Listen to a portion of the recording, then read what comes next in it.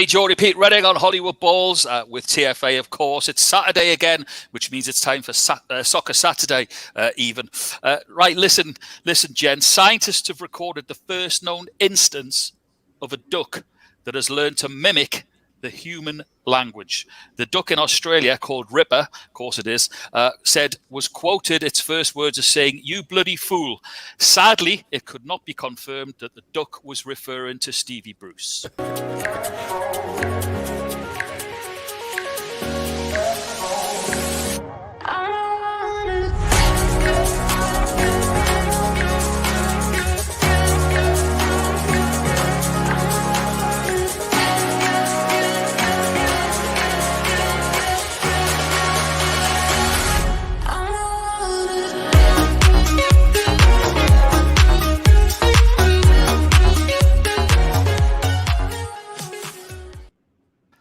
Okay, it is me, Geordie Pete Redding.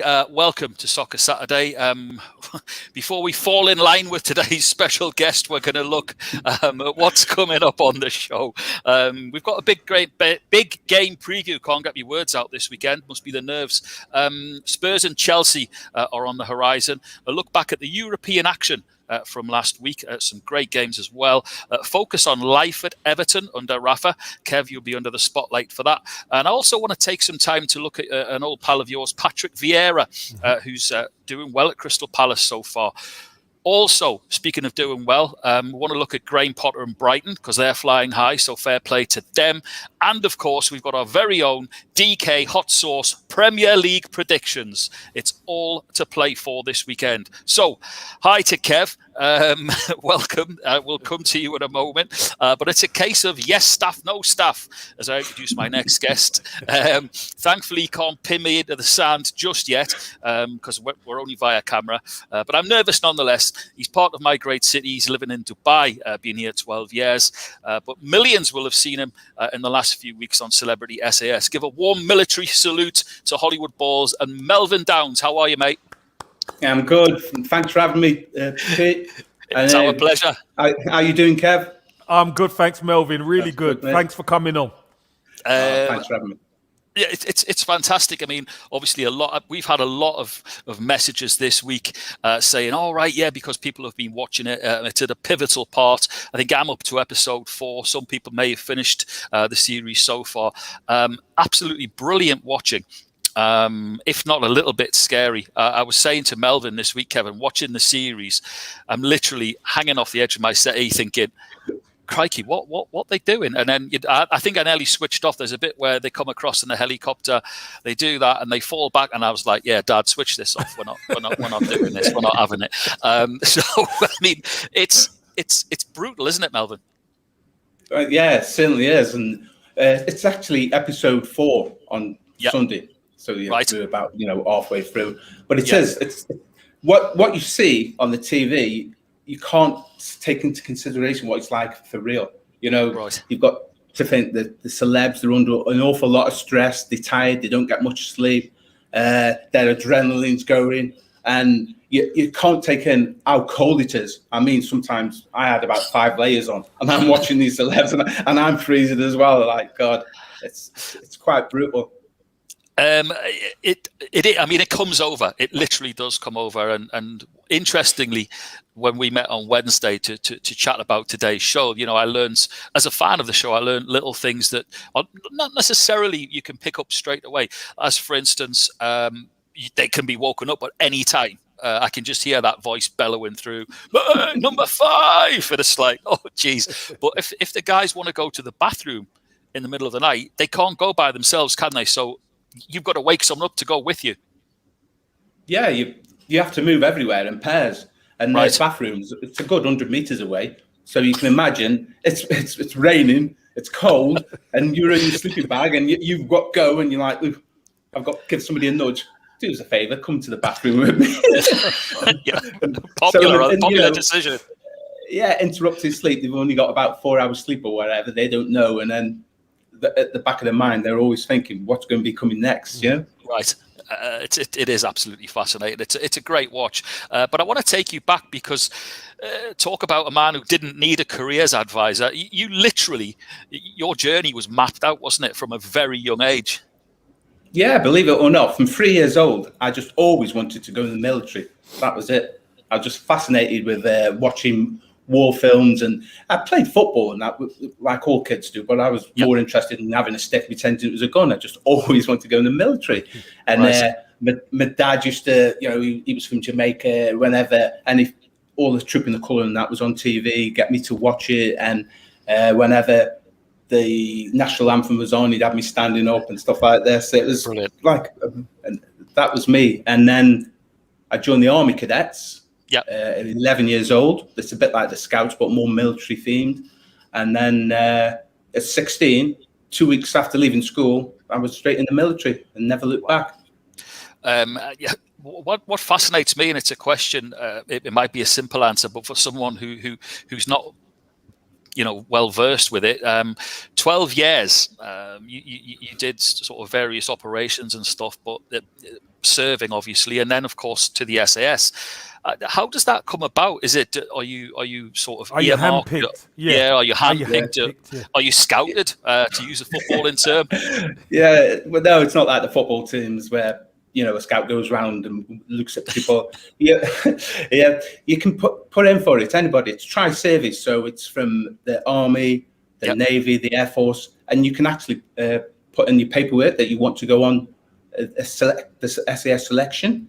Mm-hmm. But there's certain criteria. You have to have done so many years, for instance. You've got to pass a fitness test before even going on the course, because many people want to go on it, and it's always full. But there's literally only a handful of people get in there.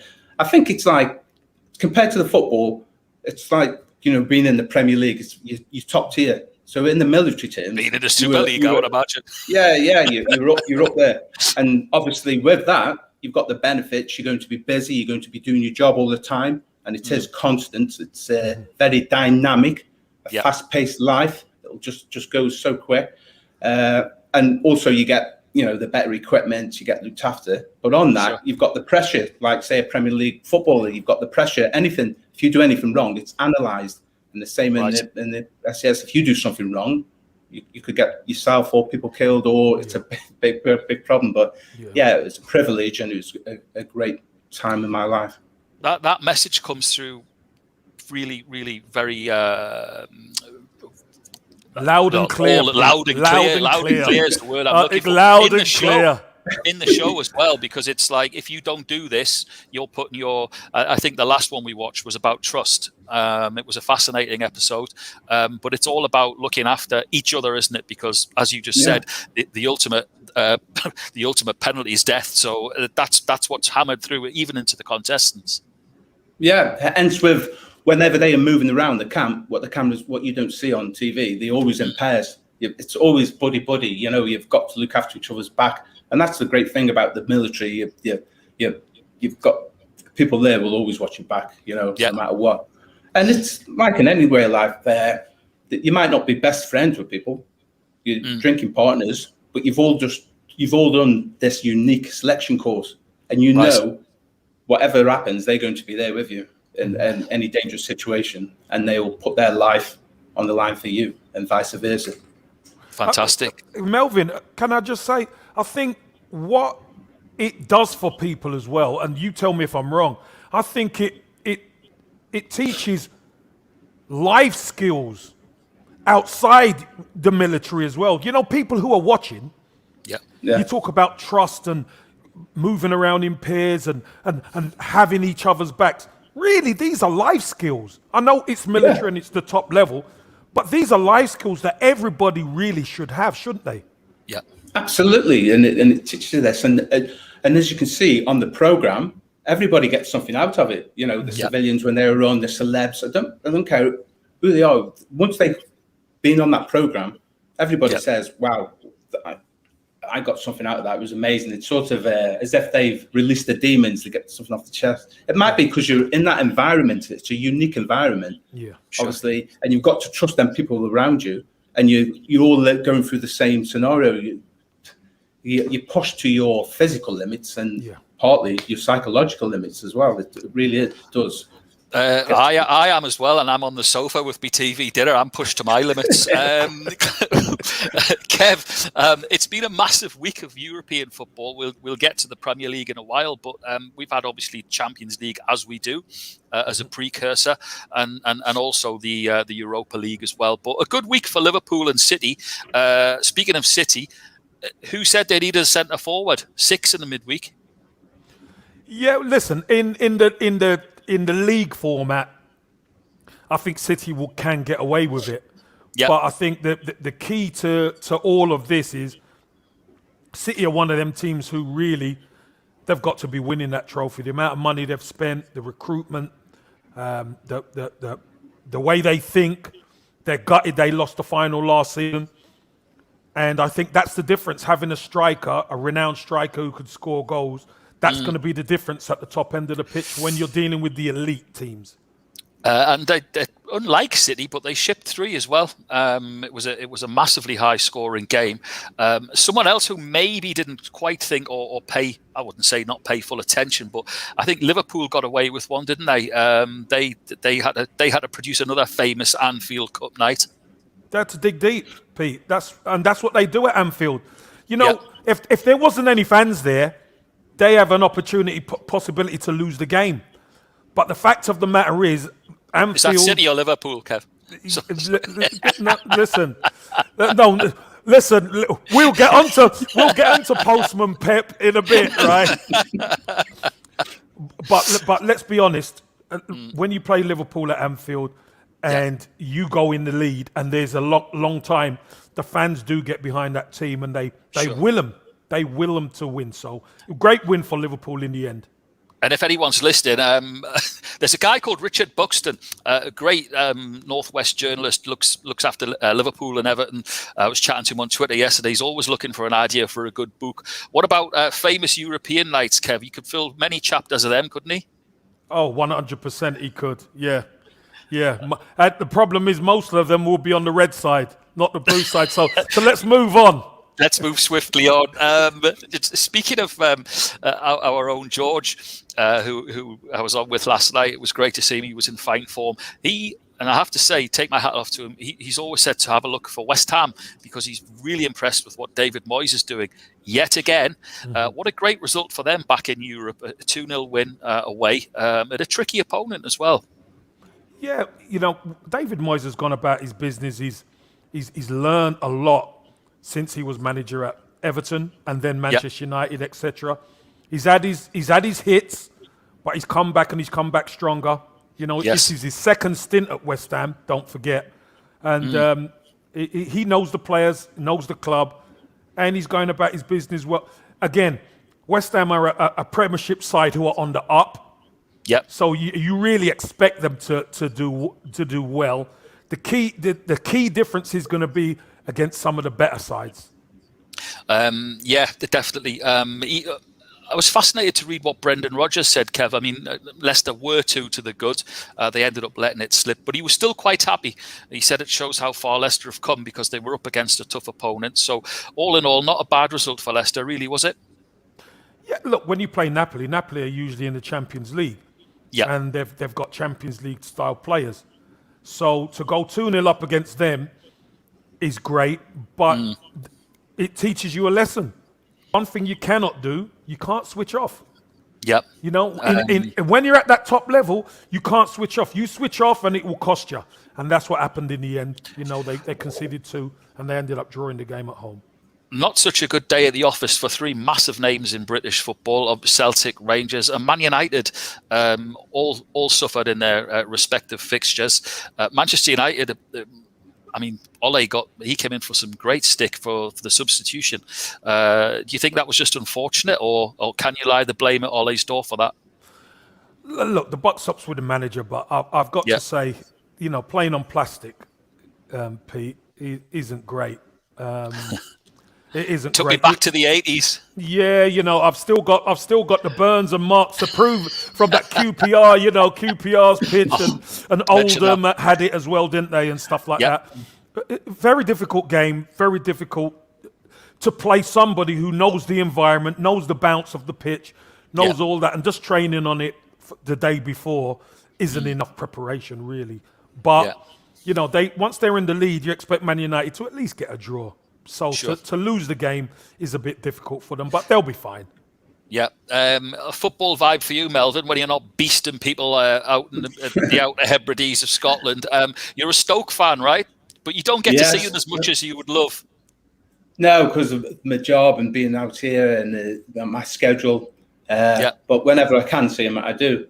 And I've followed them from afar for a long time. And I'd just like to say, Kevin, can't wait for your lad to get back. He's playing now, isn't he, in the reserves? Yeah, he's back. He's back in the 23s, Melvyn, and there's been no reaction. He can't wait. He's chomping at the bit to get back, so he can't wait to get in there. And they're sitting pretty. Imagine, yeah. And once he gets back, boy, we will be. When he's firing on all cylinders, it's going to be fantastic. I've got really, good hope this season for Stoke. Obviously, it was sad that we got the draw against Barnsley. We lost a couple of points there. Otherwise, we could have been second in the league at the moment, you know what I mean? And we got Derby today, and look what's happening there. Yeah. Just like the Championship, Melvyn, as you well know, it is a roller coaster because you get some good teams, some poor teams who play well on the day. You get referees make a big difference in that league as well. Yeah. But you know what? The key is accumulating a squad, and I think Michael O'Neill's done that at Stoke. He's got a lot. He's got Harry Suter at the back. He's got some youngsters. He's given Josh Timon a real goal, and they're starting to look like a team now. Sawyers is in there. Joe Allen's still there. They're going to have a go at it this season. I think they're going to be close. Yeah, definitely. I have to say, Melvyn, having gone to Stoke a few times myself for a midweek game, I could have done with some SAS training getting out. It's a bit lively down there on a Tuesday night. Forget the weather. Tuesday night, wet and windy night at Stoke. They used to be the days. I used to love that when Arsene Wenger used to come down and oh God, the fans used to give him so much. They just couldn't wait to get out of there, get down that M6. Listen, a lot of my Gooner mates, they love my son and all that, but the fact that he's at Stoke, they're torn, Melvyn. They're torn because there's no love lost between Arsenal and Stoke. Well, I would say, Kev, there's only one big smoke, and that's Stoke. You know what I mean? I've had a few close shaves down at Stoke, and that was just in a cup game in the third round. Unbelievable. I wanted to give a big shout out to Ryan, who's obviously feeling the glow of being newly married. He says this is where it's at. Soccer Saturday. He's made up with Rafa's start. Yeah, we're going to be getting onto that in a bit because Everton are going well. One of Kev's old clubs. Pete, what a good lad as well. Happy, glad that the wedding went well. And have a great marriage, Ryan. Top guy. He is a top guy. Knows his stuff. Okay, Kev. We big game preview. Our George isn't here with you, so you can feel free. You don't have to stand on ceremony. Not that you normally do, but it's a massive game. We've got Chelsea visiting Spurs this weekend. Now, George made a very good point last week. He almost got the score right, if you remember. Spurs were playing Palace, and George didn't fancy that. He said that they had a few injuries. Now, after Thursday's game, they've got even more. I know Stephen Bergwin's out, so George won't be confident today, along with other Spurs fans. And throw into the mix, it's Chelsea. It's a massively tough game for them, isn't it? Massive game, tough game, London derby. And let me tell you something. There is no love lost between these two. No, not at all. Tell you. On the pitch and in the stands, let me tell you. And Chelsea tend to do pretty well away from home against Spurs. And Nuno's got it all to do, I tell you. I was looking at the stats, and Spurs have only won 7 out of 58 meetings between the two in the Premier League, and they'll be wanting to put that. Now, interestingly as well for Chelsea, if they can get a win on Sunday, they'll break the record which Arsenal held in '88 and 2016, which was 6 away wins in London on the bounce. So it must have been around your time, that first one. But Chelsea going really well, aren't they? Chelsea are doing really well. Look, we know what they've got, and then they've brought in the main man, Lukaku, haven't they, at the top end of the pitch, who's making a huge difference to them. They've got that threat now. They've got somebody who, when they create a chance, he's going to put it away. And once you have that, they're so solid at the back, they don't give much away. So, as I said, Nuno and Spurs have it all to do tomorrow. Without risk of jumping on the Harry Kane bandwagon, because it's an easy thing to do. We were talking about pylons in the media just last week, but Harry Kane hasn't sort of come to the party yet, has he? Is he suffering from a lack of service, do you think, or is he just generally down in the dumps?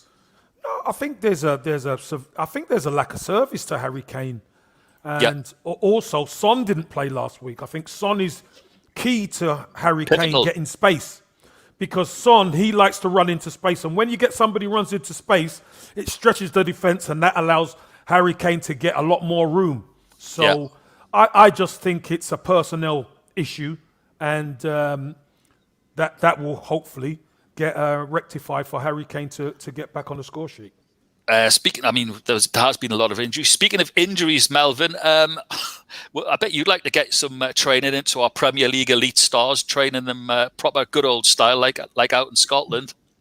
Would they cope? Yeah, some of them could do with it. Especially what I don't like is whenever certain players get touched, they go down as if they've been shot or blown up. You know what I mean? Yeah, screaming. Yeah. I could definitely take him up and give him a beasting, you know.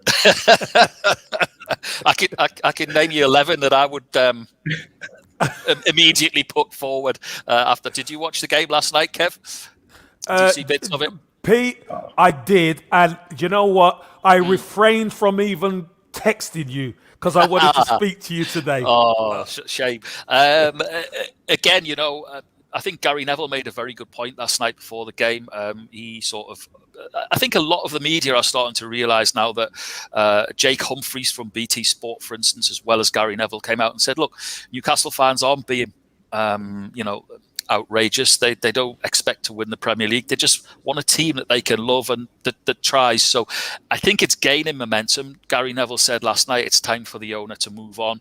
But he did say as well that in these circumstances, Kev, when you're playing in games like that, it's tough for the players because they may see a move, but they don't want to do it in case they get criticised from the fans who are ready baying for them. So they'll just take the easy option. And of course, early on, we were punished. Yeah, but that's not professional, Pete. Yeah, that is not professional. And if you see the opportunity and don't take it, and you try and play safe, that's why you're going to go down. Yep. You know, it's when you take the shackles off and you start to play and you start to take a bit of risk is when you give it to, look, St. Maximin was unbelievable for you guys last night. He was, yeah. And I've said Almiron, St. Maximum's your best player. And Callum Wilson. The key is keeping those guys fit and getting them the service. If you can get them the service and then do your job and defend, great. But I just don't see the cohesion there quite yet. No, and again, they came back, and I think it's something I said a few weeks ago for me, Kev. There's no doubt in St. Maximin, and he's fascinating to watch.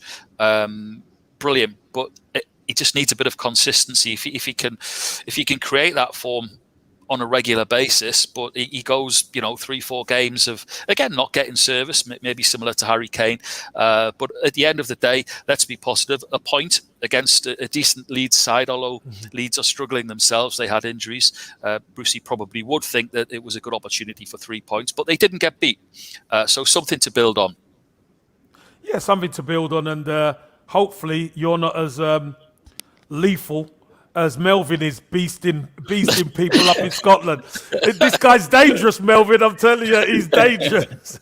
Well, let's just say that the planned protest with paper aeroplanes didn't go as well. I think I spotted about 12 at the Leazes end. So whoever sorted that campaign out probably wants to have a look at themselves. Never mind. We'll come back to football in a bit. But Melvyn, I wanted to say now, I'm going to use the word hypothetically, and I stress that word before my next question. If I wanted to appear on the show, that's why it's hypothetical. It says one of the tests is the Jerrycan. What the heck in God's name is the Jerrycan test? Because you've got to do this before you can even get onto the show, I believe. Yeah. You told me that you're going to put your papers in. You and Kevin on the next DS one. Yeah, you're up for it. I think Kevin would be all right at it. I'll watch from afar. Hold on. Let me just tell you this much. Keep me out of that SAS business. Trust me. I train enough. I don't need to be flying out of helicopters backwards, putting a. Nah, I don't need. I'll leave that to the main boys. I'll leave that to you, Melv. Yeah. But going back to your question, the Jerrycan, it gets the name from before the Second World War. The Germans invented this container, and it's a 20-litre container, something like that, what weighs 20 kilograms, and they're all designed exactly the same, so they can carry fuel, water. They're either made out of metal or reinforced plastic, and then they stack up exactly the same in the back of the vehicles and so on. So you'll be lugging these around, carrying these. So some of the testers carrying these jerry cans, these big heavy cans full of water, and getting them above your head and stuff like that. So I've got one down in the garage anyway, Pete. So when we start the training, you'll build up for the next SAS. Nice one. I'll be all over that. And I saw, funnily enough, at one of the episodes where one of the tasks was that similar, where there was two of them where they had to carry. They were literally carrying it was about 6K, wasn't it, where they had to go through all this terrain. As again, it was partners, and they had to double up carrying it. That looked really, really tough. Yeah. That's the one where they were carrying the 6 big, kg, wasn't it? Yeah, the big oil drum and stuff like that. You think, because it's trying to carry military gear, because sometimes you might need to resupply and carry ammunition and rations and food and water and so on. And that was with Jake. Yes. Oh God, Jake and Ali, what a pair! They were absolutely incredible. Absolutely, but it's so difficult as well, because you can't take into consideration the terrain. You only see a minute or two of that, but really they've been going for about 40 minutes and whatever, and falling down and everything, and they battled on. And you politely asking them to get back to their feet. Yeah. I mean, on another note, I was gutted when Jake got injured as well. Yeah, it was a shame. He was going all guns. He was right into it, Kev. Listen, Kev, my worry is that Melvin's nearer me in the world than he is you, so I'm gonna have to batten down the hatches, so to speak. Listen, I wanted to talk about someone who's familiar to you, Kev, Patrick Vieira. Not just the Spurs game, but it was Palace fans will tell you that before that they could see a little difference in the way he'd set up, and he's proven extremely popular so far, isn't he? He is, Pete, and with fans and a fan base now, as long as they can see where things are going, I think they'll stick with the manager. Right. I mean, just like if Steve Bruce, if things started to move in the right direction for Steve Bruce, I think the Toon Army would give him a bit more time than being on him. But the fact of the matter is, it's been quite a while now, and they've kind of had enough. The fans of down tools. Crystal Palace, remember, they've had serious upheaval at the football club. Patrick Vieira's come in, and now they're starting to see some fruits of the labour. Beating Spurs. Spurs were up there, top of the league, etc. Tough game, and they went there, and Spurs went to Selhurst Park, and they were well beaten. They were dominated. Great cameo appearance, obviously, by Edson Edouard. Yeah. Really, really good, coming on and scoring 2 goals. And Zaha was the pain and the difficult player that he always is. He's so hard to deal with. He's someone I'd like to put on that SAS course, by the way. Stop these moaning, but he had a fantastic game. I have to say, he was the literally the thorn in the side of Spurs down that flank, wasn't he? He was into everything, and it was a well deserved and 3-0. It didn't flatter them at all. No. And again, like you refrained from texting me, I think I refrained from texting our George, because what I did love, Kev, was Vieira. He basically paid tribute to Roy Hodgson and thanked him for what he'd been able to step into and what he'd taken over. And I thought that was a lovely touch, which you don't see a lot of in today's game. A bit of class, Pete. You've got to have a bit of class. And, in the world of football right now, as Melvyn alluded to, there's people diving about and doing all this kind of thing. But to see acts of class and appreciation is really important, I think. And it sums the man up, Pete. Okay, especially for the newlyweds, Ryan, I wanted to touch on Everton, Kev, your old club. Just gone quietly about his business, Rafa. No fanfare. I mean, there was from the fans. Yep, I know. Don't say too much, Pete. Do you think he started to win over the faithful? Well, let's put it this way, Pete. The way the club have started, the fact that Everton have gone behind in some of the biggest games, and they've been able to respond, shows a lot about the team. Yeah, it really does. Shows a lot about the team, the character, and the way they adjust. Because normally Burnley, the game on Monday, Burnley are always a difficult team. Burnley have got a good record at Goodison. I think they've won there before Monday. They've won there probably 2, 3, 4 times on the spin, something like that. Real difficult game. They take the lead in the second half, and then Rafa adjusts. Yeah. And then within 10 minutes, they absolutely blitz Burnley and take the game away from them. So very rarely you see that happen for Everton. And Rafa Benitez, I think he's slowly winning over the people. He's just going to go about his business. There's going to be no fanfare. But he's a man who knows what he's doing. He knows what he wants his players to do, and he's meticulous. So I called it a safe pair of hands at the start of the season. But I think he's proven to be a bit more than a safe pair of hands, Pete.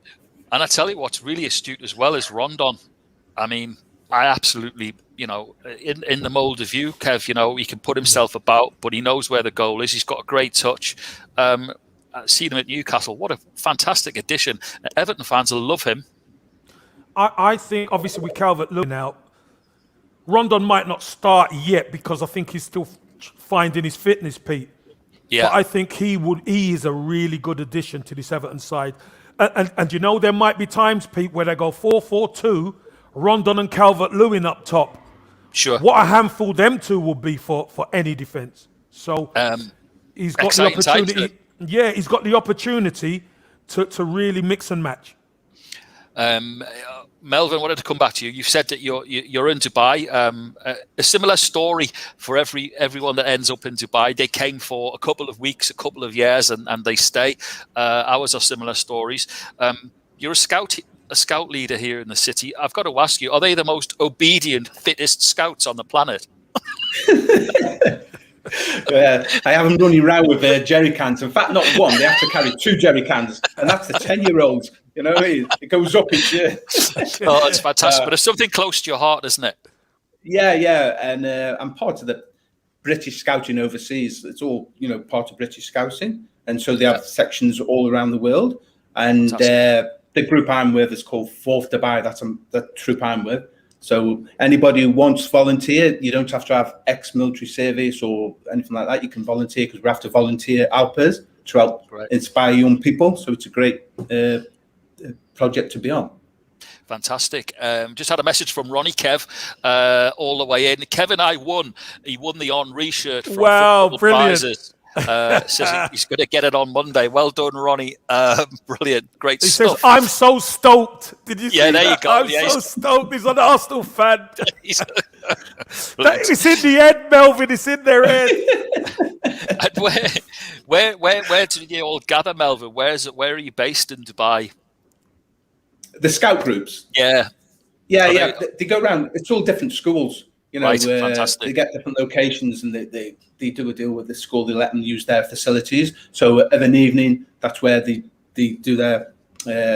We do our meetings, and then obviously when it gets cooler, that's when we'll go out and start doing the outdoor activities. Camping, hiking, all this campcraft, which is vital because nowadays not many kids are getting this, especially with all the social media. They're always on the devices, so there's nothing better to getting out and about in the fresh air.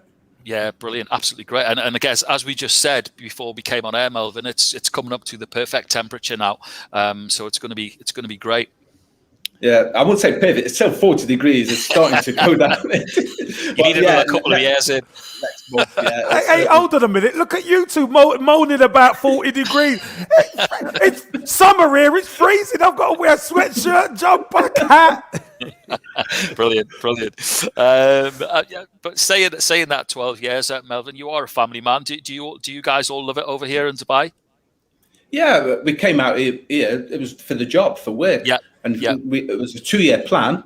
And then now we're in the 12th year. My wife's an hard-working teacher, but people think, oh, you live in Dubai, oh, you must be loaded, and it's all this, that, the glam. This isn't. When you're living out here as a family, you've got your kids go to school, we pay the bills. It's part of life and that. Yeah. And routine. it's You fantastic. do the routine. Yeah, just a routine. Yeah. And you just, you get into the way of life. One thing I can't get in the way of life of is how much everything is, though. You know what I mean? Don't convert your dirhams back to pounds. You're having a pint. Yeah, having a pint of Guinness, and it's like, how much is that? £10. 12 quid. No. 12 quid. Don't convert. Don't convert. One of the first lessons we learned over here. Fantastic stuff. Kev, I did want to give a special mention to Brighton fans. Had a couple of seagulls text to me this week, and again, going great. They've stuck with the plan. As we were talking about in previous episodes, Graham Potter, he's got them playing nice football, and it's starting to reap a little some rewards for them.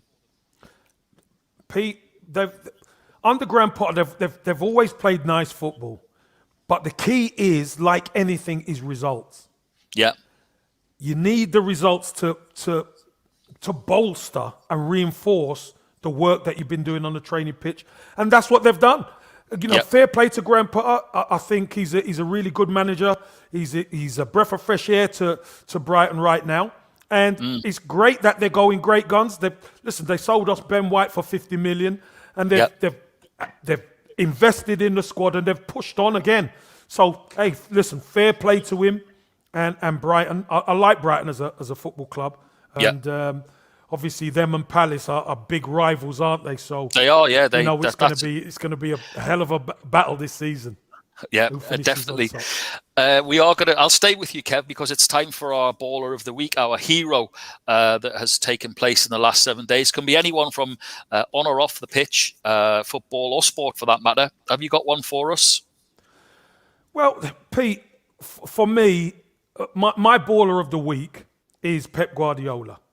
Okay. Because, when you have a squad like he's got, and you're involved in a 9-goal thriller in the Champions League at home, and then he has to ask for the stadium to be full. Yeah. I just think that there will be many managers who wouldn't do that. There'd be many who wouldn't do that. But he's like looking around and thinking, hold on a minute.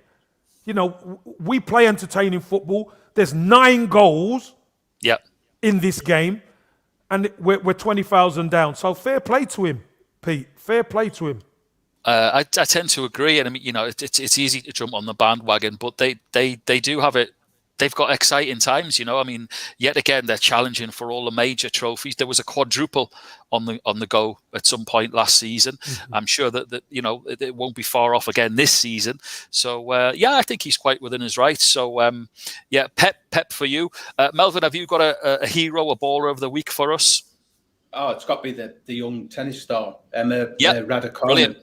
Oh, what an amazing story. I don't actually follow tennis, to tell you the truth. I'll just watch bits and bobs, bits of Wimbledon and so on. But what a journey! That's fantastic, isn't it?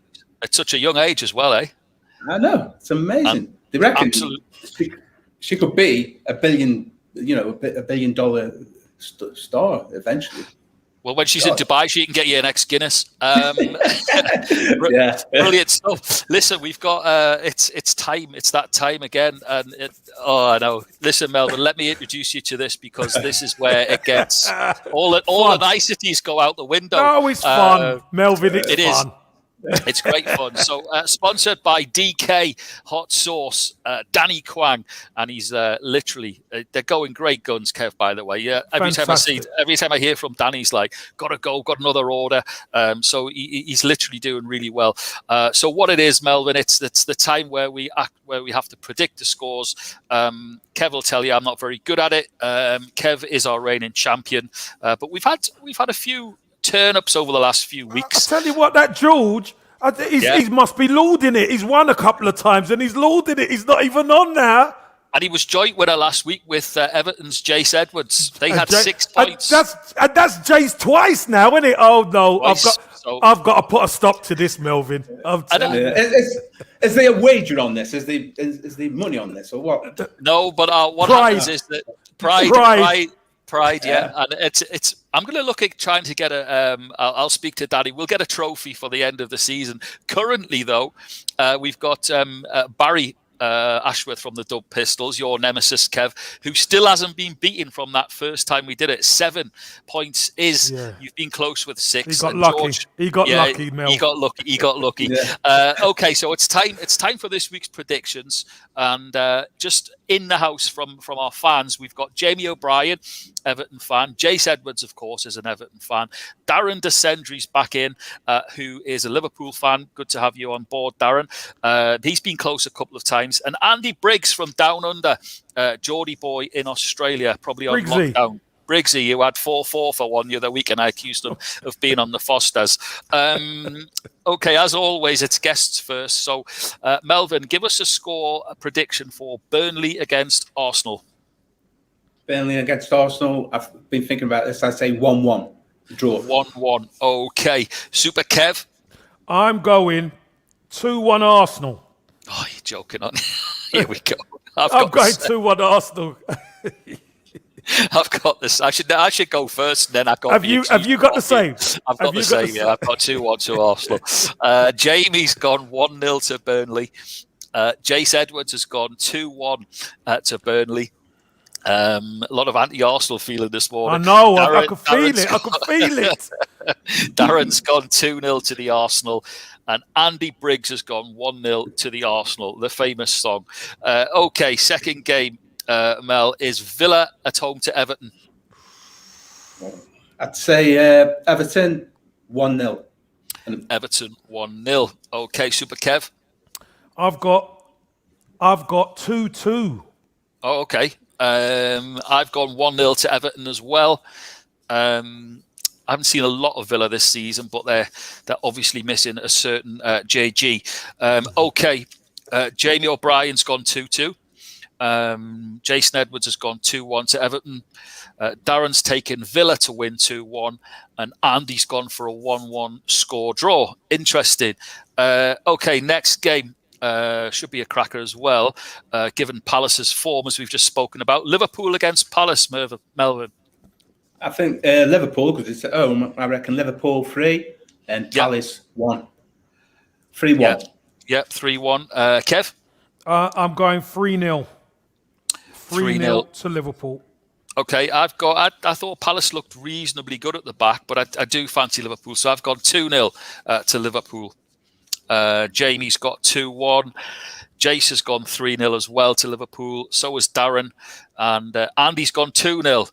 Okay, Melvyn. West Ham, Man United, arguably one of the great games of the weekend. Yeah, I'm looking forward to that, and I think Ronaldo is going to score. He's going to get a double. It's going to be, I reckon, 2-2. 2-2. Good score. Do you know what? I don't think it'll be far away from that. Kev? Yeah, I've got one less for West Ham. I think Manchester United are going to pip West Ham. Okay. Just 2-1. I've got 2-1. I've gone 2-1, but I've gone in favour of West Ham, who are on an upper at the moment. Mm-hmm. And I do think Man United did score 4 against Newcastle, which probably us three probably could as well. But don't forget, Pete, no Mikel Antonio for West Ham. I still think they've got goals from all over the pitch in them. But I've gone 2-1 because Man United didn't look great at the back when I saw them, and again the other night. So, okay, Jamie O'Brien's gone 1-1, Jace has gone 2-2, Darren's gone 1-1, and Andy's gone 1-1. Okay, last up. The big game of the weekend. It's Spurs Chelsea. Melvyn, what have you got for us? Yeah, wow. How are you going to stop Lukaku? Well, unless you've got a sniper in there, with a silencer on trying to get on him. So I think it's going to be 2-0 Chelsea. Yep. I can't see past that. I've got that as well. So there we go. Kev, what you got? So have I. Yeah. Same. Yeah, I think great minds think alike on that one. I can't see Spurs scoring, and Chelsea will sit and bide their time, I think, so 2-0. Jamie's gone 2-1 to Chelsea. Jace has gone 3-1 to Chelsea. Darren's taken Spurs to win 2-1. And Andy's gone for a 1-1 draw. Okay, fantastic. Wow. Okay, so I will add them up and we'll be back on next week to see who our winner is. All the messages are flying in. Everyone basically saying the same. Liverpool to win 3-0. Chelsea to win 3-1. Come on, Chelsea. Twos each in there as well. So everyone's playing. Great stuff. Listen, Melvyn, I can't let you leave the show without getting your official analysis. We've skirted around it, but if I can master this Jerrycan business, can I get a place on the next Celebrity SAS? Definitely. And as I said, I've got a spare Jerrycan, so we can meet up in Dubai, start walking around the malls and the beaches carrying these Jerrycans. You'll get a few funny looks for sure. I'm sure we will. Listen, it's been an absolute pleasure having you on board. What we will do is get you back on through the season when we can see how your beloved Stoke are doing and Kev's Tyrese's as well. We can still lament at what Newcastle are doing, and hopefully Arsenal will have turned it round. It's been a real fun experience. We thank you very much for joining us. Kev, have a great week ahead. What's on the agenda? And listen, I've got a few bits and pieces to do, but the highlight of the week, Pete, is hopefully my boy will be involved in the Stoke Cup game, Carabao Cup game against Watford. So fingers crossed. We'll be tweeting him as well. That's it for another week. Listen, thanks to you all. It's been a great weekend. It started on Thursday with the amazing Paul Stewart on our first new episode of the Legend series, which was great fun. A fascinating insight to a fascinating character. Friday evening, again, was great. We had Yanis Anastasio on talking about life at Ajax, was wonderful.